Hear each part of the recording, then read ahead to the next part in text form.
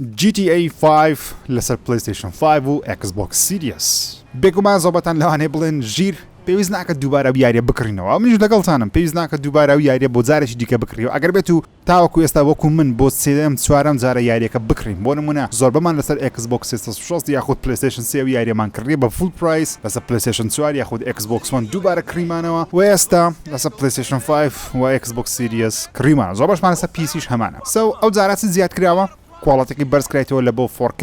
بە شێوەیەک لە شێوەکان وەروەها کراوەتە 6 فریم و هەندێک مۆدیشمان هەیە کە ڕێی ترێسینگی تێدا بەردەستە وێنەدانەوە. بەڵام هاوڕێیان بەداخەوە ئەو ئەپگرێدە بە خۆڕایی نییە. زۆرمان وامان دەزانی کە بە خۆڕاییە. ئەگەر لەسەر پلیستیشنی دەتوانی بە $10 ئەپگرید بکەیەوە. بەڵام $10کەش چۆنە دەبێت PlayStation Plus یاخود PlayStation ناوت هەبی اینجا دەتوانی GTA Online بە خۆڕایی وەربگری بۆ ماوەی 3 مانگ و ستۆری مۆدەکەش بە $10 دەتوانی ئەپگرید بکەیەوە کە شتێکی باشە لەبەرەوەی نرخی تەواو نییە بەڵام تەنیا بۆ چەند مانگێکە بۆ 3 مانگ ئەو نرخەیە دوای 3 مانگەکە یاریەکە نرخی دەبتەوە full price کە $40 لەسەر Xbox Series بەرزکردنەوەکەی $20 پێویستە ئێستا حالیە تاوەکو 3 مانگی دیکە لە پاش ئەو 3 مانگی دەبتەوە $40 واتە لەسەر PlayStation ئەگە پلست هەیە یاخود PlayStation ناوت هەیە بە $10 دەتوانی ئەپگریدی خۆت وەربگری ڤێرژنی PlayStation 5ەکە داڵۆن بکەی بەڵام لە دوای 3 مانگ دەبێتەوە full price دەبێتە $40 ئەگەر بێت و ئەو کاتی بتوێت بیکڕی لەسەر Xbox Series بەداخەوە بۆ گەیمەرانی Xbox یاریەکە نرخی زیاترە لەوەی کە لەسەر PlayStation بەردەستە.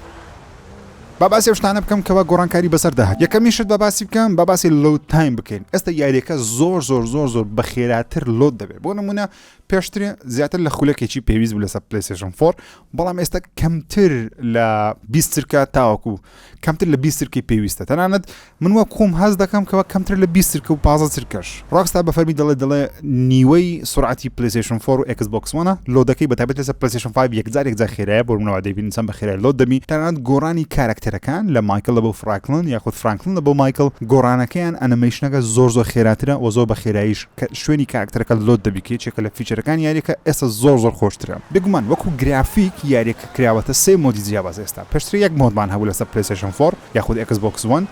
مۆدەکەش چ بوو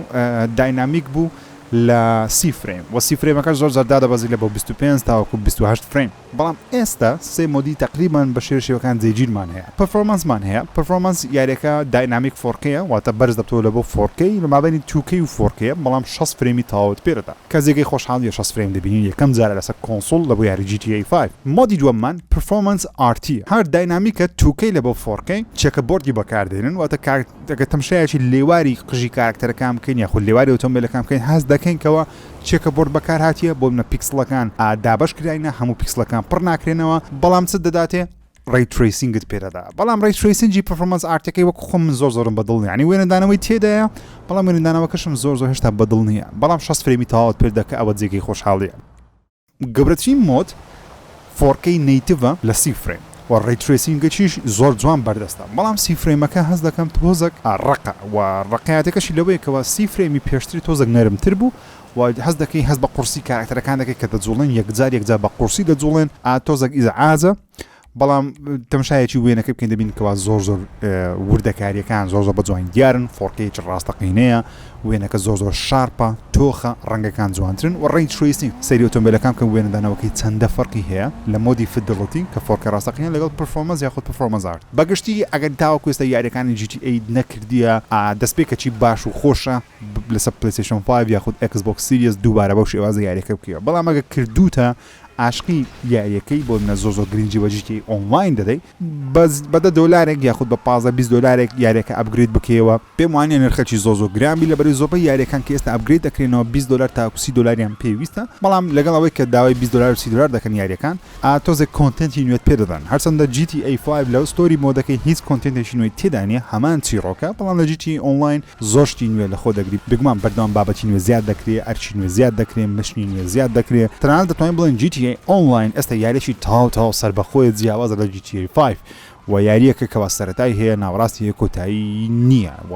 کۆتاییشی پێنایە لەبەرەوەی پارێکی زۆر بۆ ڕۆکستاری کۆ دەکاتەوە ڕۆکستاریش باسانی وازدنانی. GTA 5 ئەگەر تاوەکو ئێستا نەتکردێت چیرۆکەی باسی 3 کارکتەری دەکە فرانکلن و مایکل و ترێڤەر.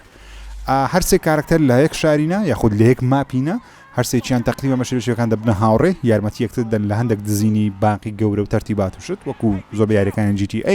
و میکانیکی یاریەکەش بۆ شێوازەیەکی لێک کاتدا دەتوانی ئاڵوگۆڕی کارکتەرەکان بکەی بچێسە کارکتەرێکی دیکە ئەو کارکتەرە لەو ژیانی ڕاستی خۆی کە خەریکی چییە توان ڕاست بچێ ناو ژیانەکەیوی یاخۆ بچێتە کارکتەرێکی دیکە لە ریل تایم کە شتێکی زۆر سەرنجاچێژ بکات خۆی کە بڵاو کراوە ئێستا تۆزێک کۆم بووە و لەگەڵەوەش کە یاریەکە ڕاستە ئەپگرید کرایەوە لە بۆ PlayStation 5 و Xbox Series بەڵام پێدەچێتەوە عمری هەیە یاریەکە مەسەن ئاسێتەکان شەقامەکان و هەندێک لە دار و درەخت و تەنانەت هەندێک لە باڵەخانەکان و جلوبەرجی کارکتەرەکان هەست بە تەمەنیان دەکەی هەست دەکەیتەوە تەمەنیان گەوری و ئاسێتی کۆنن کاتی خۆی دروست کراوە چکە یاریەکە ڕاستەکەی لە 2013 بڵاو کرێتەوە بەڵام بگومان لە 2012 ئەوانە بەتەواوەتی کاری لەسەرکرایەوەتە لەو کاتەوە ئەو دیزاینانە دروست کراینە ڕاستە GTA ئۆنلاین بەردەوامشتین لە بۆ زیاد دەکرێت بەڵام وەکو چیرۆک ستۆری مۆد کە بەلای منەوە زۆر گرنگترن لە GTA ئۆنلاین تۆزێک عمری شتەکان دیارە بەڵام لەسەر PlayStation 5 یاخود Xbox Series بۆ کواڵەتی نوێیە بۆ گرافیکە نوێیە بۆ پرفۆرمەنس ئارتی نوێیە بەڕاستی تاموزێژێکی خۆی هەر هەیە و من زۆر تاموزێژ نوێ واشتەی زۆر گرین کە ڕۆکستار باسی کرد دەڵێ دەتوانی تەواوی پرۆگرێسەکەی خۆ لەسەر PlayStation 4 یاخود Xbox One دەتوانی بیگوازیەوە لە بۆ ئەو ڤێرژنە نوێ یاریەکەی لەسەر PlayStation 5 و Xbox Series بەڵام پێویستە یاریەکە کۆنێکتی ڕۆکستاری بکەیت مثلا لە ڕێگەی سەیڤ فایلی خۆیان نەک سەیڤ فایلی کۆنسۆڵەکەی بەداخەوە من لە ڤێرژنی PlayStation چارەکەی خۆم یاخود PlayStation 5 بەڵام بە ڤێرژنی پلی چارەکەم ئەکاونتی ڕۆکستارم داخڵ نەکردیە من هیچ شتێکم نەگواستەوە حەج ناکەم بیگوازمەوە ئەگەر یاری بکەم دەمێت چڕۆکە لە سەرتاوە بیکەم تا کۆتایی دووبارە بیبڕمەوە بۆ کواڵەتی نوێ من یاریەکەم لەسەر PlayStation 5 تاخیرتەوە گەورەترین شتیش کە لەسەر PlayStation 5 زۆر هەستە پێکرد بێگومان کۆنترۆلەری PlayStation 5 کەوا گرینجی و تایبەتمەندیەکانی لە بۆ زیاد کرایە بۆ منە دوکمەکان هاپتیک فیدباک و ئەداپتیڤ تریگەرەکانی زۆر بە جوانی کار دەکات کۆنترۆلەرەکە هەزەکانی کە تاگ لە تاسەیەک دەدەی یاخۆ لە بەردێک دەدەی یاخۆ بەسەر شۆستە دەکەوی بەسەر ڕەسیف دەکەوی خۆ لە کەسێک دەدەی دەعەم دەکەی کارکتەرەکەت بەردەبیتەوە تەواوی هەزەکەی گۆڕدرایە هاپتیک فیدباکەکەی زۆر شرا عین دەرەجەیەکە بەڕاستی زۆر شتێکی جوانی لە بۆ کردە ڕۆکستار ئافرین نەبووە بەڵام ئایا ئەو مۆسفاتانەی کە زیادیان کردیە شایانی ئەوەیەکەوە پارەی پێ بدەین دەگەڕێتەوە سەر تو مەسەرەن ئەگەرە تو کۆنسۆڵێکی نوێت هەیە و دەتەوێت بەرزترین کوواڵەتی یاری GTA 5 دووبارە بکەوە پێم وایە بە $10 تاوەکو $20 خراپ نییە بەڵام فول پرایس $40 پێم وایە زۆرە و دیاریش نییە کە ڕۆکستار بە شێوەیەکی فیزیکی یاریەکە دووبارە بڵاو دەکاتەوە بێگومانەکە بە فیزیکی بڵاوی کاتەوە دەبێتەوە فول پرایس دەبێت یاریەکە دووبارە بکڕیەوە بێگومان ئەو جۆرە ئەپگریدانە لە هیچ یاریەک بە خۆڕایی نادەن ئەگەر بێت و شتی نوێ زیاد بکەن ئارچەندە GTA 5 شتیشی نوێ زۆر گەورەی زیاد نەکردیە بۆیش ناتوانم پێتان بڵم کەوا شایانی ئەوەیە $10 پێ بدە یاخۆ $20 پێ بدە